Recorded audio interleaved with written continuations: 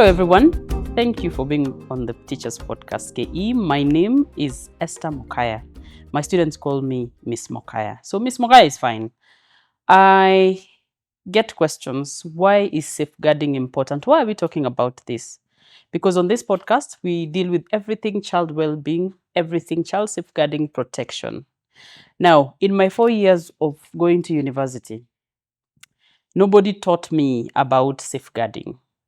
Nobody taught me about the things I have had to deal with. Let me give you an example. I have had to rescue a child from a toilet bathroom because they have cut themselves. I have had to go to somebody's house to rescue a child who was attempting to harm themselves. I have had to go to a mall and found a child that was totally drunk because they snuck out of home and the only thing they could remember is the school they go to. I have had to have a conversation with a parent whose relative was harming a child sexually in the house. I have had these conversations, but one of the toughest conversations to have is when you're revealing or disclosing information to a parent about a child who has already been harmed. So the safeguarding conversation is very important. We need to move away from as long as my child has A's, as long as my child behaves well, then we are okay. Because let's be honest, how many adults, how many millennials, if you think about it, there's a lot of things that happened that were wrong. There's a lot of things that you did or were done to you or denied to you, from you that were wrong, but we didn't quite talk about it. Now, every child is a sum total of their childhood. Every adult, rather, is a sum total of their childhood. And so we must do everything in our power to ensure that each child is safeguarded. The world is a brutal place. And there's a lot of things that we are not going to be able to protect. But as much as possible, we must do things that will stop harm from happening than react. Now, as people, we like to react to things. And we react, and as soon as the dust settles, we go back to our normal life. Let me give you an example. If your child has been sexually harmed, you make noise, you go to the police, and then the dust settles. That child has a permanent mark in their mind of the abuse that happened. If your child is self-harming, if your child is doing drugs, if your child has been influenced to be in a gang, because we have gangs in this Nairobi, all we do is react. My job here is to ensure that you have information that empowers you to have conversation with your children, to put a hedge around the children to ensure that nothing happens. Because guess what? It's your job as a parent. It's your job as a teacher. And then go a step further and give kids this information, because we have allowed kids to watch far more harmful things on the internet. My plea is that we need to give children safeguarding information so that we prevent harm from happening. And giving information to adults is nice, but having conversation with these children, make sure that if there are adults that want to harm them, the children know what to do. Let me tell you a story. One time, I had to sit in front of a parent and tell them that their boyfriend was grooming their daughter. In this case, what you need to do is actually leave this man and even report them. But you know what we do? We make it look like it's a nice thing. Most of the times, we even blame the child for what they wore. That is wrong. We should not, we must not, and we cannot treat our children like this. Now, we have children being hurt in churches, children being hurt in school trips, children being dragged and they don't know what happened, but they know that there are drug traces in their bodies. And these are the children that you're going to keep inside of your class as a teacher and expect that they learn. So because of technology, we have diagnostics that show what the learning ability of the child is. But will this child achieve their full potential with their mind messed up, if I may say so? No. We have barriers that we've put in place. We are busy. Mental health is not our issue. Safeguarding, we can talk about it. We can pray about it. We must engage a multi-intervention approach.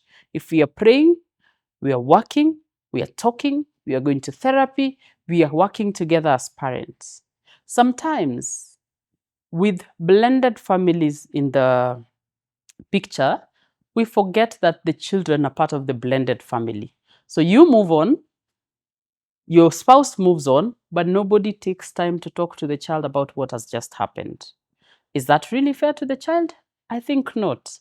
But we want to make it look like the child should adjust. They should, with the help of all of us.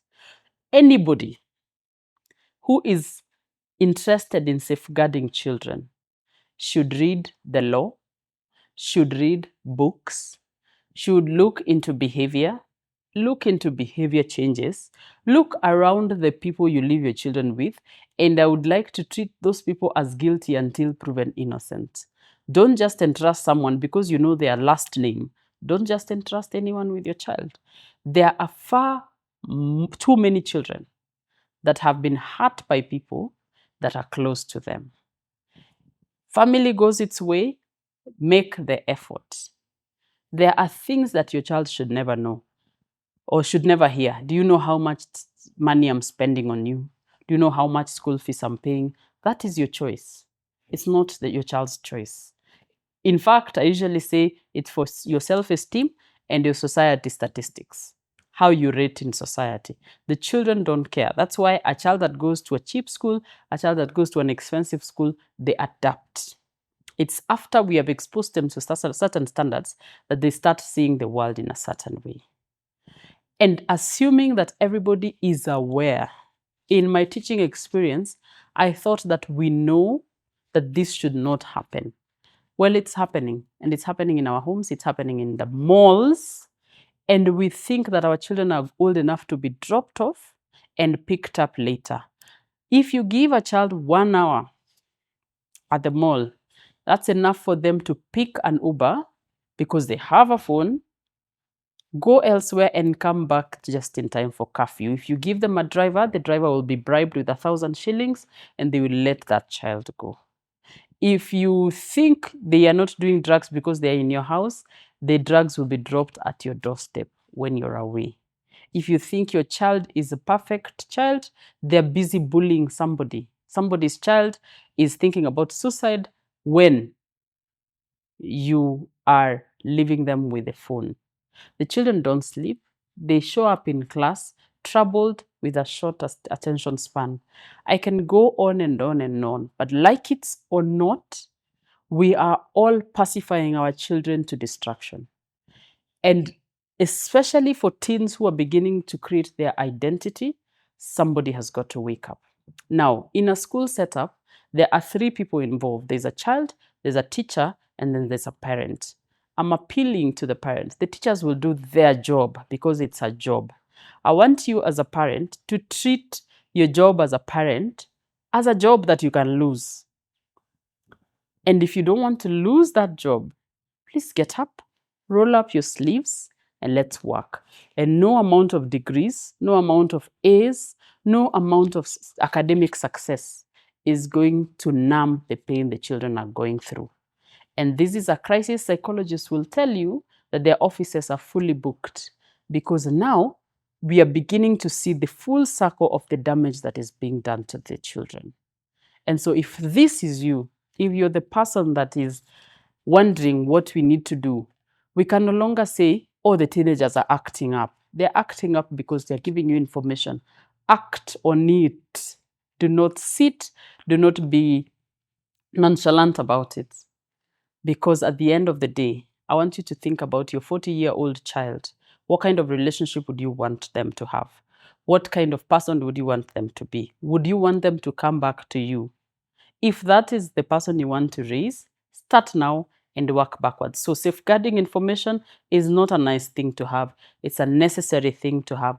And we need to have very candid conversations. So in the future, I'm going to have conversations with professionals in different areas: mental health, safeguarding, drugs, the boy child, parenting, creating brands, and everything, and no camps are going to fix. We can go to all the camps we need. We can go to all the conferences we need. But the person that is in charge of raising that child is you. So get this information. If you need to pull your child into the table to listen to this video, pull them in. We all need to create a community, because even if you work on your child alone, guess what? Your child is going to interact with other people. And so if we don't work as a community, one way or the other, let me say, like my students, we are cooked. So because we don't want to be cooked, I want us to come along. Just stay here on the Teachers Podcast KE. Episode by episode, I guarantee you that I will if I do my job well, I know you will stay here. And I will do everything in my power to take your suggestions, to hear your comments, to invite the right people to give you the information. But for now, like, subscribe, and share. Thank you for being on the Teacher Podcast KE.